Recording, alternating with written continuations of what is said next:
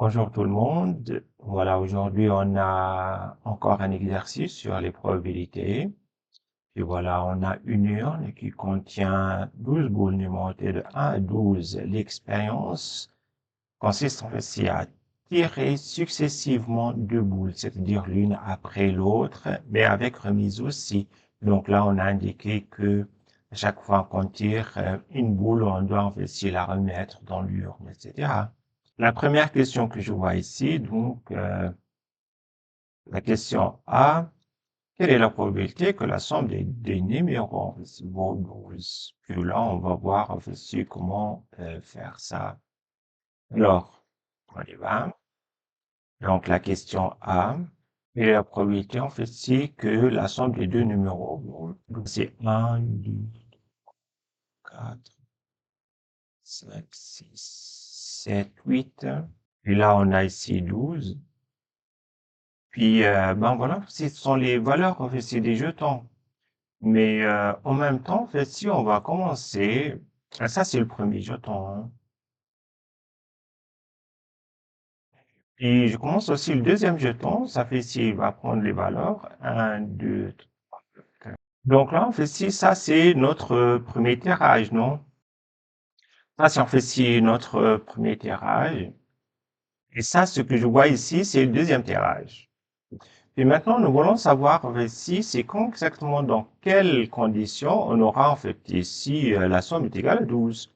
Et là, je vais en fait ici utiliser, donc là, je vais faire la somme.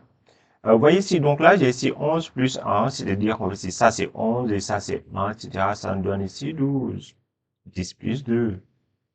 Et là, on a ici souvent 12, c'est la première diagonale, non? Puis, donc on a en fait ici 12, etc. Et là, jusqu'à ici. Donc là, en fait, si j'ai ici la première diagonale, donc là, on a ici souvent 12. Combien alors ici j'ai? J'ai 11 à peu près. Nous voulons savoir maintenant, en fait, ici.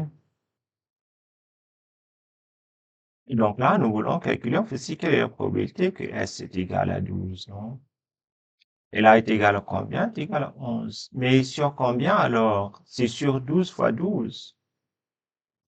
Pourquoi 12 fois 12? Parce que j'ai ici 12 numéros pour chaque tirage, 12 numéros possibles, et donc est égal à 11 sur 144. Et on fait si P de S est égal à 12, et donc est égal à 7,6%. Je peux l'écrire en pourcent, ou bien 100, avec en décimale, ça marche. Maintenant, essayons de faire la question B. La question B, il a dit la chose suivante. Quelle est la probabilité que la somme vaut 12, sachant que l'un des numéros est pair? D'accord. Là, B. Et donc, quelle est la probabilité? En fait, c'est que S est égal à 12, c'est la somme est égale à 12, sachant que, donc là, en fait, c'est un des numéros, donc là, il est pair. N est pair, c'est-à-dire quoi, en fait, c'est-à-dire les deux numéros sont pairs. Les deux numéros sont pairs, hein. On ne peut pas trouver 12 si on a l'un des numéros pair et l'autre impair, on est d'accord. Sont pairs. Et là, en fait, si nous voulons savoir à quoi est égal ça, ça c'est l'un des numéros, il est pair, etc. Maintenant, l'idée, en fait, si c'est de calculer. Alors, ça. Donc, pour calculer ça, donc là, j'ai ici P de S est égal à 12, sachant en fait si que N est pair, le numéro est pair, c'est-à-dire les deux numéros pairs. Puis là est égal à combien? Ça, c'est la formule de Bayes, on est d'accord? Puis là, ça fait ici, donc là, la probabilité que S est 12, la somme est égale à 12 et les deux numéros sont pairs, N pairs. Ça, c'est une chose. Sur combien, en fait, si on doit diviser par, en fait, si la probabilité, en fait, c'est d'avoir des numéros, donc là, est égale à pair. Vraiment, ça, c'est ce qu'on a. Maintenant, du coup, en fait, si on doit choisir, alors ici, donc, Si un des numéros impair, etc., avoir somme est égal à 12, je peux aller faire, etc. Donc là, en fait, si, donc ce que nous avons en fait si vu tout à l'heure, allez, on va voir. C'est quelle est la probabilité, en fait, c'est d'avoir un impair, etc. Et là, je vais entourer tout ça en vert, comme ça, on va voir. Donc, j'ai ici 2 et 10. Là, je n'ai pas parce que j'ai ici, maintenant, j'ai ici 8. J'ai ici 6 et 6. J'ai ici, ben voilà, 8, etc. Puis là, j'ai ici ça. Combien de numéros? 1, 2, 3, 4, 5. Mais 5 sur combien? 5 sur 144. Alors, les deux numéros sont pairs. On va compter, en fait. Ben, essayons de faire ça. Ça, c'est le cas total, là. Donc, là, essayons de faire ça. J'ai ici, en fait, sur le 2. Je vais entourer le 2.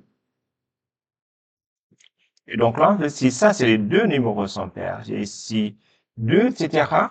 Mais si je prends ici 2, ça me donne ici 2 avec 2, etc. Puis voilà, avec 4, 6, 8, 10. D'accord? Et 12. Et 6 fois 6 c'est égal à 36. Ben voilà. Essayons de faire ça. Et donc là, on a ici 6 fois 6 sur 144.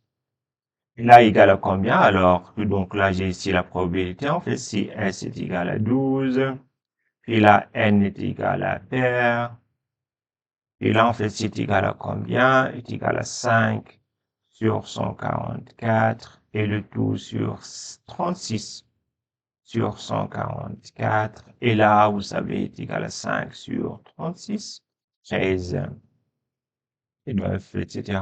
Puis là, est égal à combien? Je peux écrire directement égal à donc 13,9%. Alors, on venait de voir ici, donc là, la probabilité de avoir, en fait, si n est égal à 12, sachant que, pardon, s est égal à 12, sachant que n est pair, est égal à combien? En fait, c'est égal à 13,9%. Et voilà, en fait, si ça, c'est en fait, c'est le résultat de ça. Question C.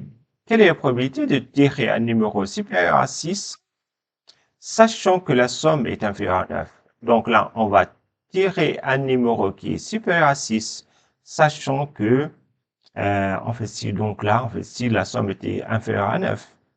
Maintenant, essayons de voir ça. Donc, tirer un numéro supérieur à 6. Donc là, c'est la question C. Tirer, pardon, tirer, en fait, si donc là, n supérieur à 6. Sachant que, donc là, on fait 6, sachant que,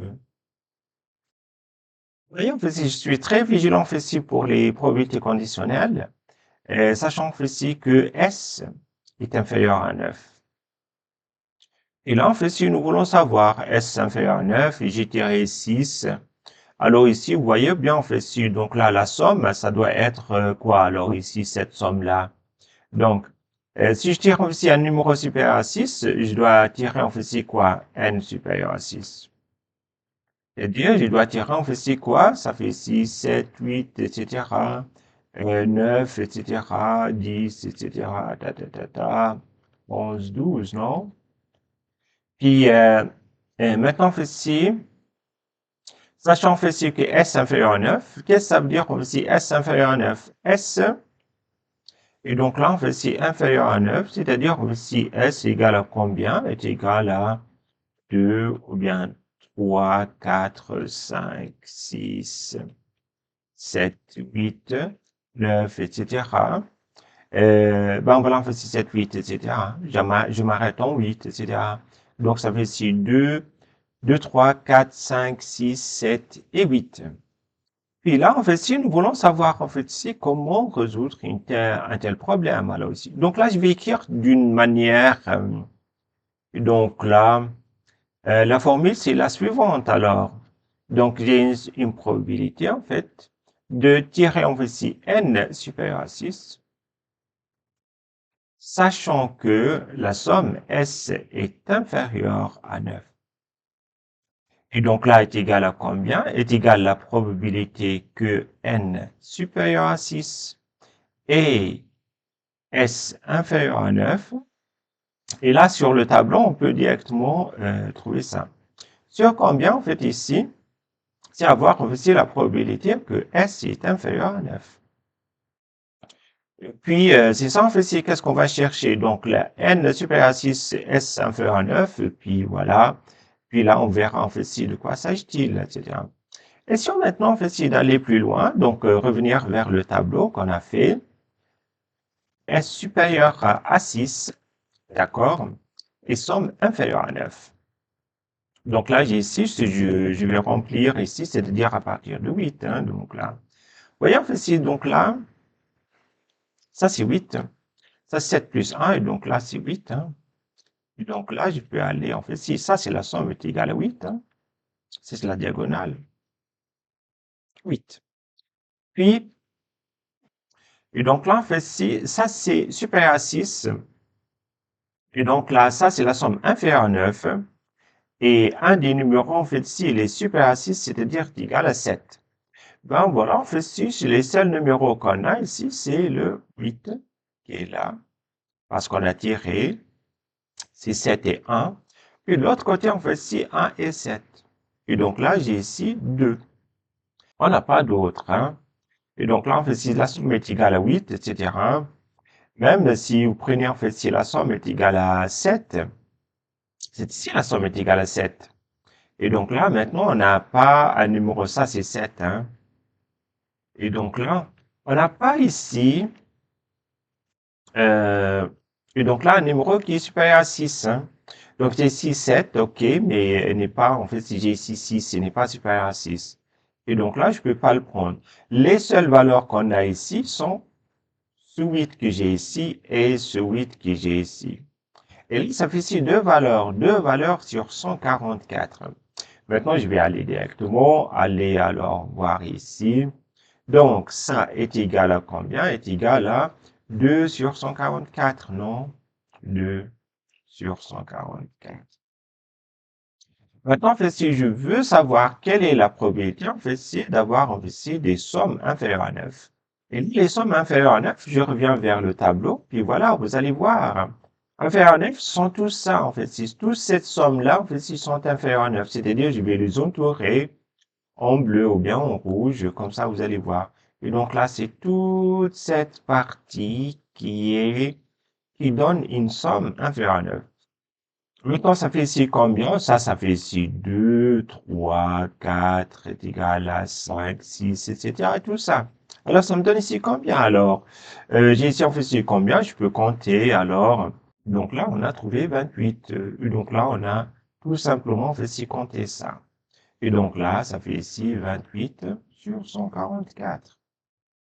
Maintenant, on fait ici cette probabilité que nous cherchons, en fait, la probabilité, en fait, ici, d'avoir un nombre qui est supérieur à 6, c'est-à-dire ça peut être avec une somme qui est strictement inférieure à 9, est égale à combien? Est égale à 2 sur 144 et le tout sur 28, on a dit, sur 144.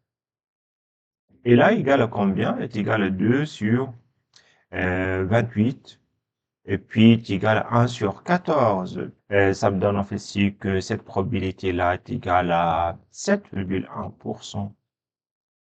Et voilà, en fait, c'est la probabilité que je cherche. Maintenant, ça, c'est la question, on a dit, c'était la question C. Puis la question D, quelle est la probabilité, en fait, si que le second numéro soit supérieur au premier? Et donc là, je veux, en fait, si que le second numéro est supérieur au premier.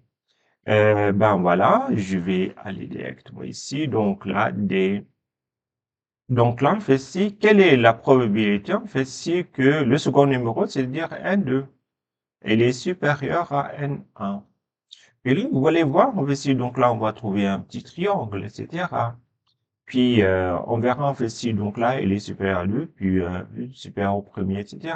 Puis voilà, on va revenir vers ce tableau-là.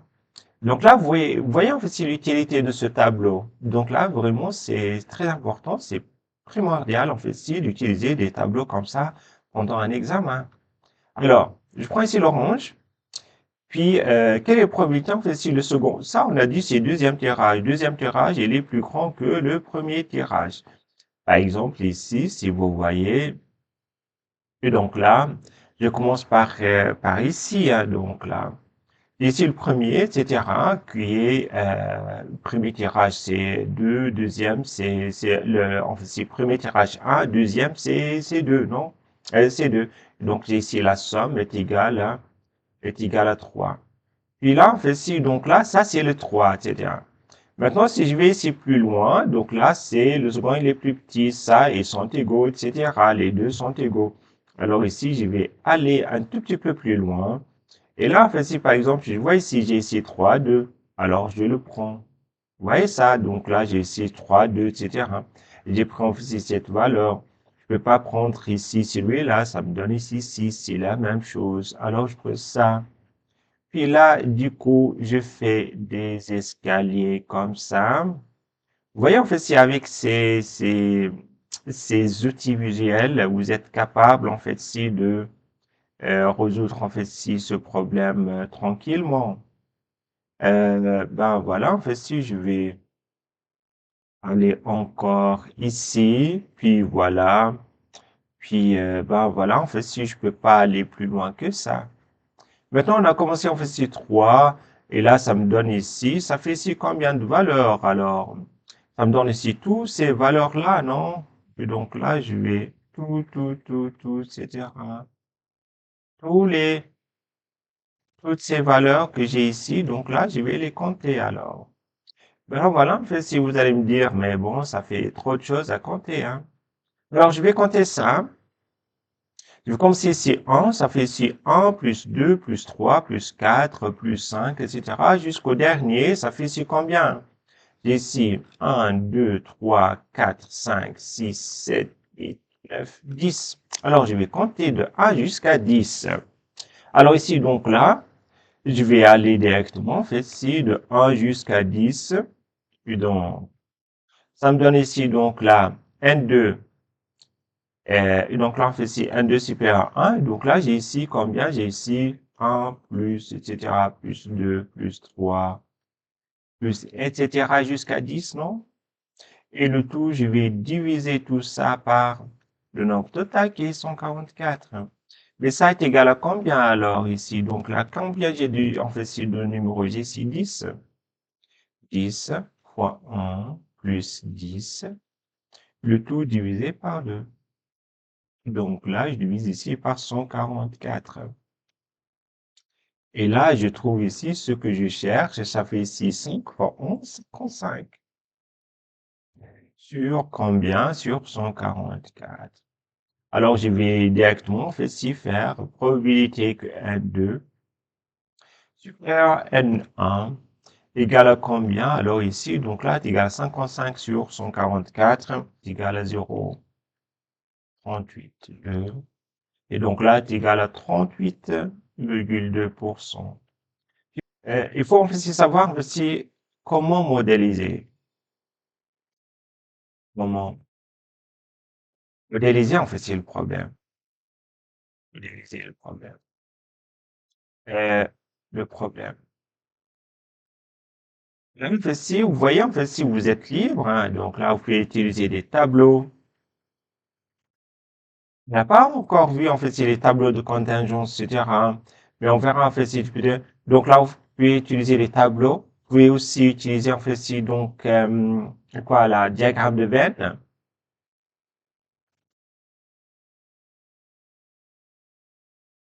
Vous pouvez aussi utiliser, en fait, si l'arbre de décision.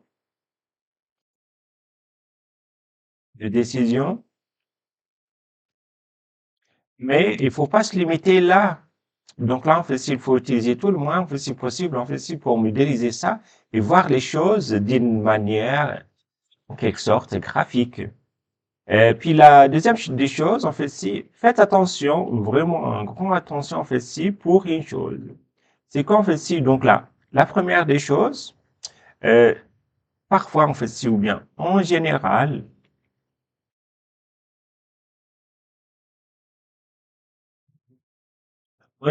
qu'est-ce qu'on a en fait? Si on a ici P de A,